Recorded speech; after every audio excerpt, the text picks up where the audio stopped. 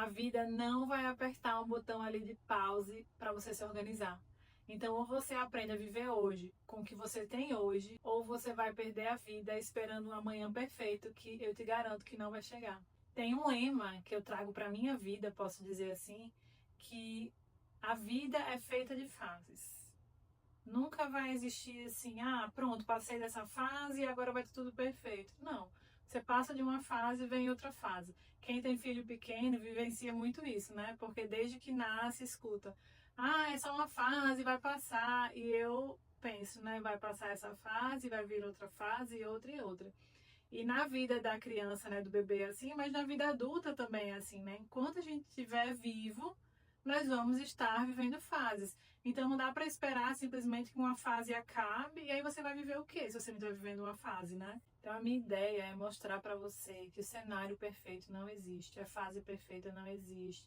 O tempo ideal para fazer, realizar tal coisa não existe. A gente nunca vai estar 100% pronto para nada. E aí eu lendo a Bíblia, uma passagem que está lá em Jeremias, casou tão bem com tudo isso que eu já acho, já vivo, e principalmente que eu estou vivendo no momento agora, que eu trouxe aqui para ler para vocês. Jeremias 29.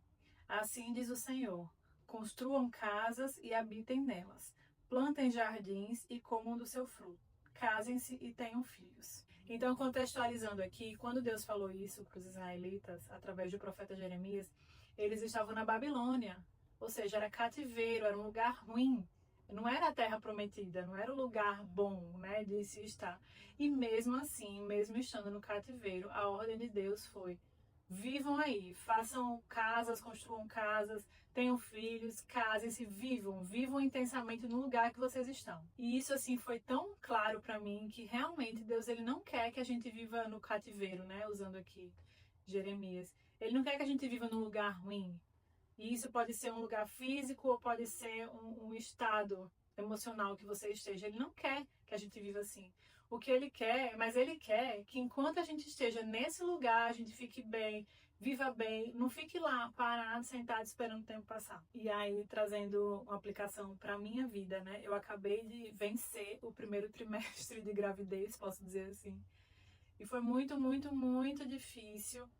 E eu lembro que eu tentava de todas as formas ficar bem. Meu Deus, o que é que eu posso fazer para ficar bem? O que é que eu preciso, sabe?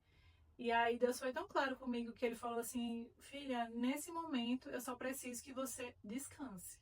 Eu só preciso que você fique parada, fique quieta e descanse, porque você está gerando um bebê. Então, tudo que eu tinha para fazer naquele momento era descansar. E o que eu quero dizer com isso é que muitas vezes a gente não vai poder fazer grandes coisas, né? Vai ter momentos da nossa vida que tudo que a gente vai poder fazer é, sei lá, jejuar e orar. Então, jejua e ora. Só que esse pouco, esse muito pouco, no meu caso, descansar, né? Praticamente fazer nada. Só descansar era justamente necessário para o que Deus estava fazendo em mim naquele momento.